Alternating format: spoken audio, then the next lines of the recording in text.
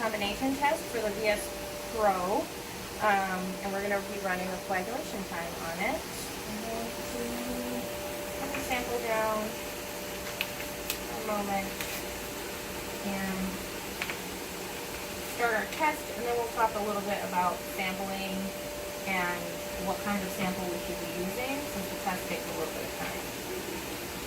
The VS Pro requires that you put in a cartridge code, and so we're going to put that in really quick.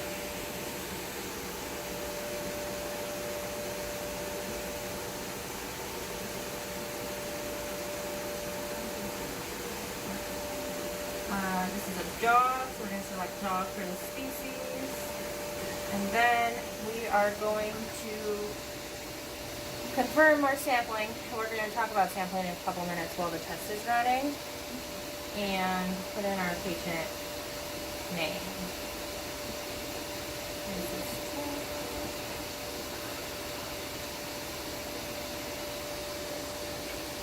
The cartridge does take a little bit of time to warm up, but in the meantime you can slowly invert your sample so that the citrate can properly distribute with the blood sample in there. And this will run on whole blood.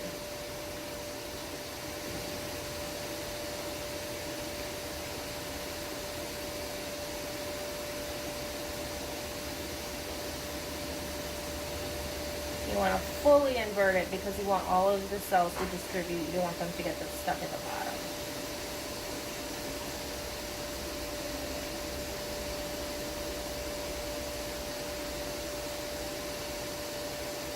In general, you're going to use samples that are obtained within 2 hours and run within 2 hours of the draw. But however, these machines are a little sensitive to that, and you actually want to run them within 15 minutes.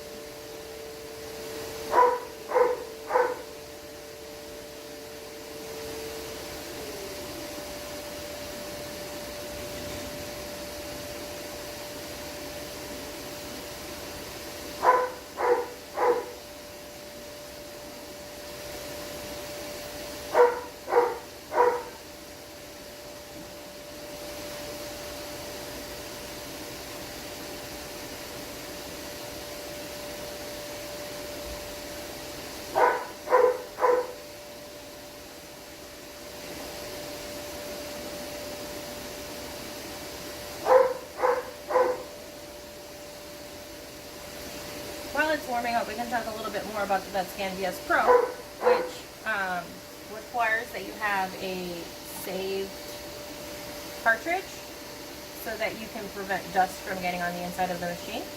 So they typically have just a labeled cartridge that will prevent dust from getting in the machine. But our sample is ready, so we're going to take a pipette, take some sample, and we're going to fill in this little blood.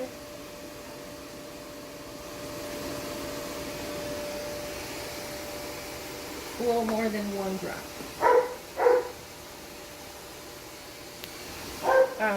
So the tests are incubating, and we're going to take a minute to talk about sampling for coagulation tests. So ideally you're using a vacutainer because you want a very precise amount of blood so that you are getting the right ratio between the citrate and the whole blood. This is a 1:9 ratio of 1 part citrate to 9 parts whole blood. And you also ideally want it to be the first tube you fill when you're using a vacutainer system, because you don't want there to be any kind of clotting response from your actual blood draw or stress to the patient while your blood is being drawn.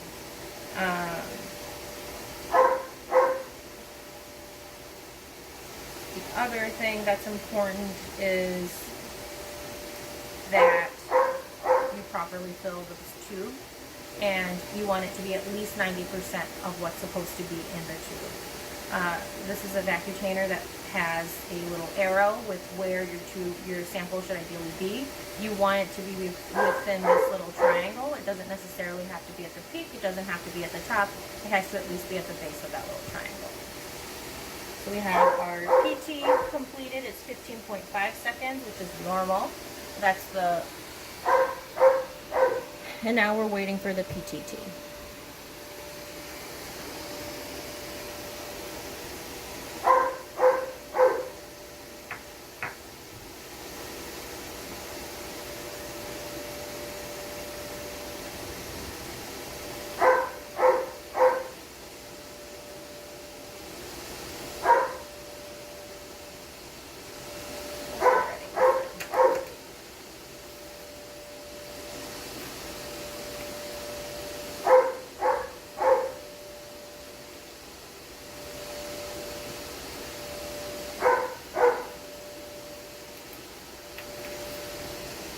This test runs a prothrombin time as well as an activated prothrombin time, which is what the PT and the APTT stand for.